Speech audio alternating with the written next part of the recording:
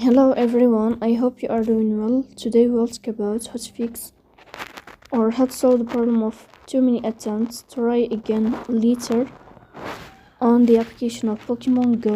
You will go to settings. Here in this page, you will go to apps, default apps, app settings. In this page, you will go to above here and you will search about Pokemon Go. Then in this page of app info, you will click on first stop and you will click OK. Here you will enter to the window of storage. Then you will click on clear cache. In the end, you will turn off your phone and you will wait a moment to restart your phone again to fix that problem. So that's all. Don't forget to support us by like and subscribe.